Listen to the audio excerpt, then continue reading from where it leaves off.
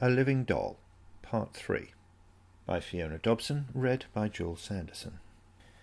In those days we used the phrase "a funny turn" to describe things that didn't make much sense.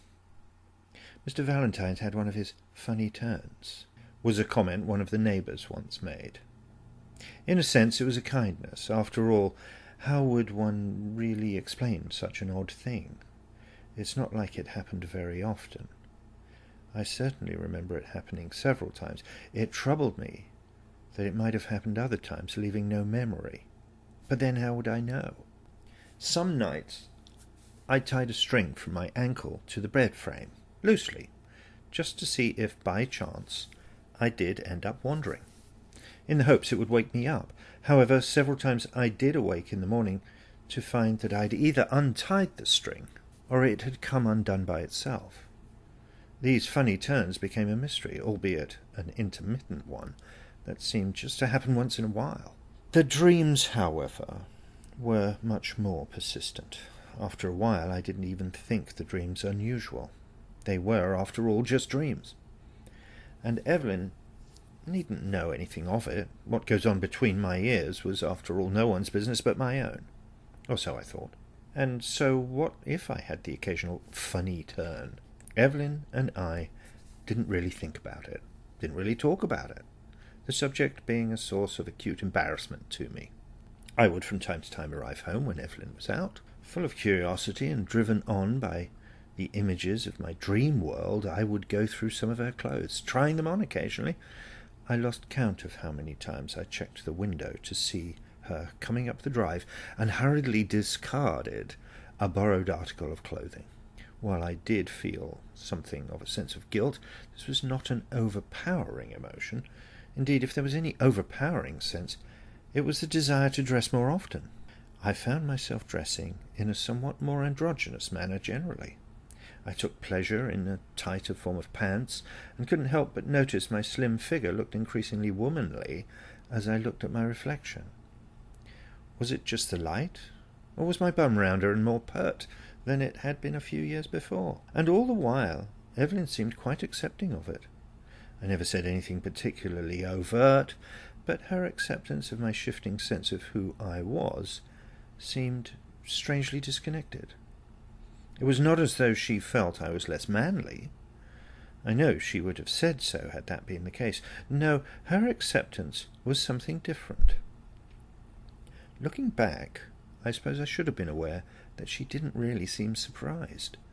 Even though I was experiencing a degree of confusion, the outward signs of this shift seemed completely unsurprising to Evelyn, and certainly they didn't merit comment.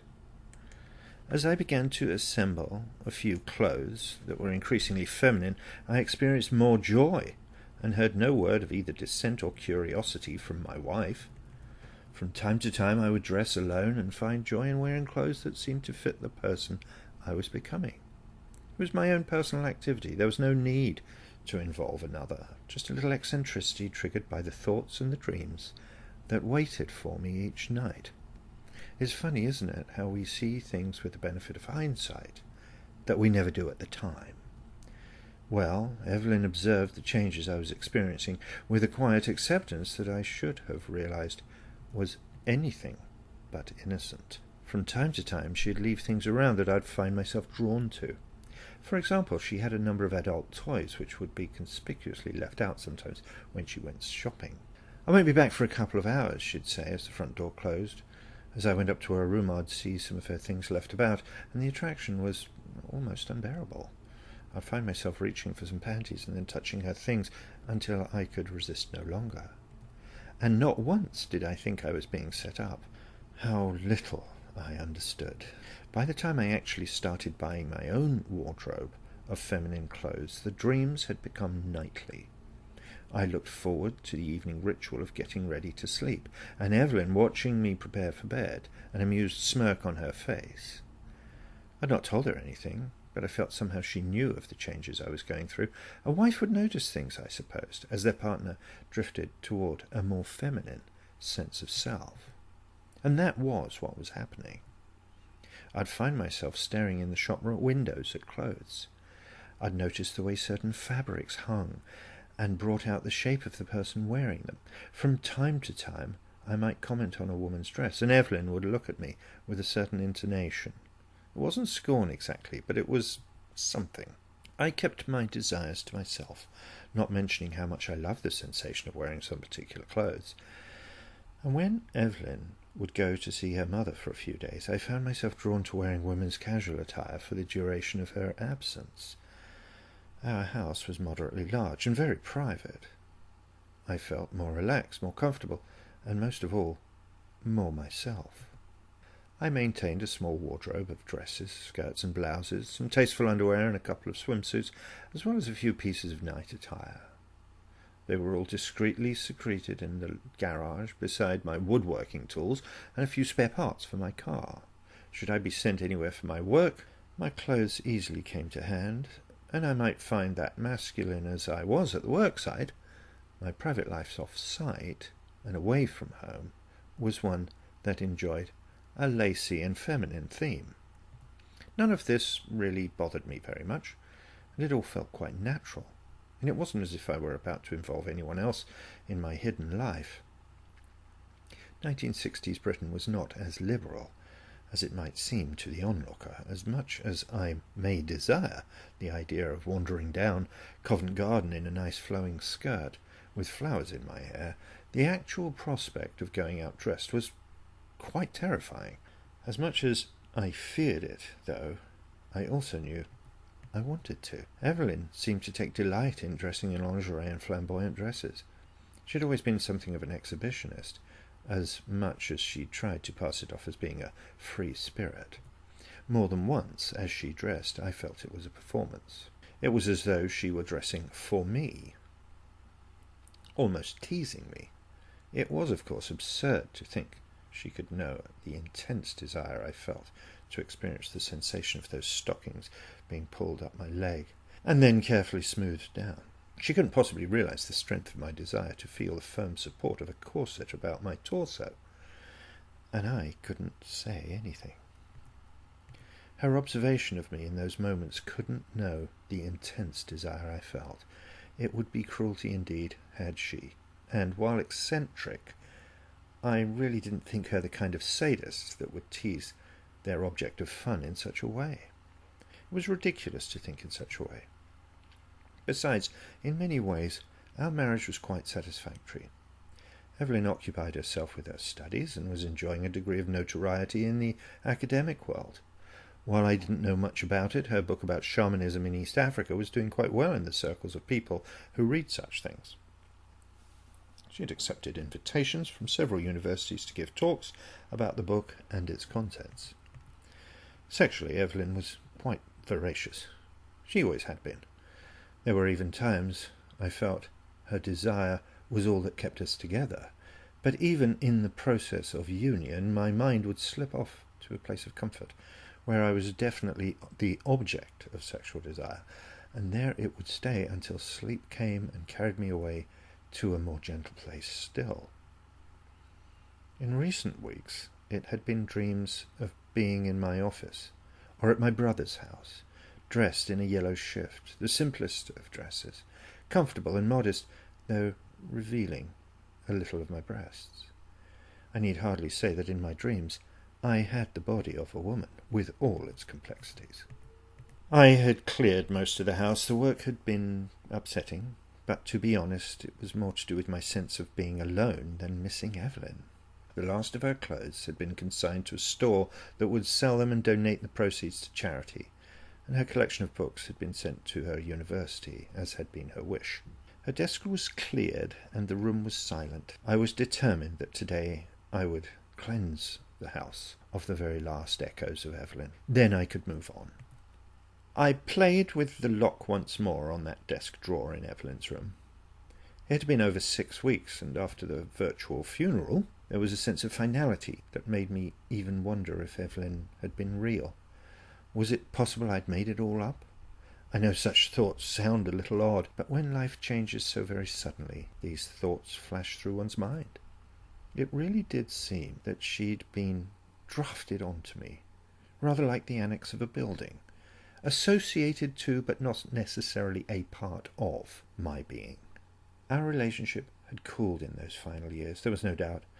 I did miss her presence, but to be quite honest, I did not feel a tremendous sense of loss. Perhaps we'd simply grown apart, and were little more than roommates, sharing those last few years together. This isn't to say I didn't have some fondness for her, and the memory of some of the things we'd done, but it wasn't a crushing sense of loss. Had she lived out her normal span of years, I suspect we would have divorced.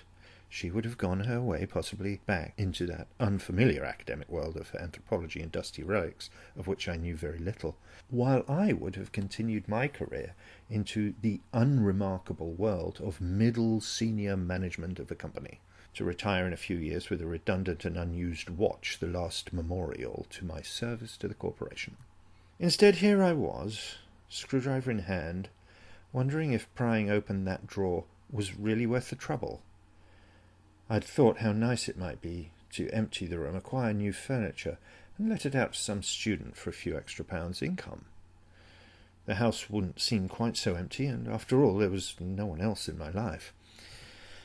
I pulled the desk away from the wall and examined the back of the drawer, pressing myself into the cramped space. With one hefty kick, the drawer flew open, spilling its contents onto the carpet. As I emerged from behind the broken piece of furniture, I stared at what lay before me. I remembered the object immediately, the black ebony box. I picked it up, surprised at the weight of it. A few notes, scraps of paper and a pencil had spilled out as well, but it was clearly the box that held pride of place in this drawer. I was puzzled at why Evelyn had not shared this object, its story, its remembrance with me. We talked of Africa many times, and of Ishmaelia particularly, and yet this was never mentioned. Yet it had been important enough to keep behind a very sturdy lock. I stared at it and wondered, is it an invasion of privacy to examine something secret when the owner's dead? It's not as if she had had anyone to leave these things to, except perhaps an academic institution, if it had value of some sort. Evelyn's will had been quite simple, having no living relatives and only a few academic texts to leave to her university. There had been no mention of this box, so in my hands I cradled this secret. Without opening the box, I carried it down to the table in the kitchen. I made a cup of tea, stared at the dark rectangular shape, fancying that it emanated a kind of energy. And I must say it was a negative energy. Somehow it seemed to almost goad me, like one of those half-knowing looks of Evelyn's. A chill ran through me, and I tried to cast away the thoughts that were rushing into my mind. "It's just a box," I said to myself. It was ridiculous that I was giving it so much power, when all I needed to do was open it. Likely as not, it contained a few old fuses and a needle and thread or something, and yet something stilled my hand. I sat at the kitchen table. As I reached for it, now determined to open it and take away any power I'd foolishly imagined it might have, I noticed my hand shaking. I could even feel a bead of sweat on my forehead. Telling myself not to be so bloody foolish, I reached for it and snapped it open. What lay revealed haunts me to this day. Even now, where it lies hidden, I dare not re-examine it. I've tried to understand the contents, but some things go beyond understanding. In the box, I saw a figure, wrapped in a yellow raiment, a shift. The figure was a carved ebony man. It was fashioned in the Nilotic style, thin, with limbs that seemed extended, yet with a small beard, and moustache in the European style. There was no doubt it was me. I reached for it and lifted it, noticing the female features of this figure. Yes, there was no doubt this was, and yet was not, as I once was.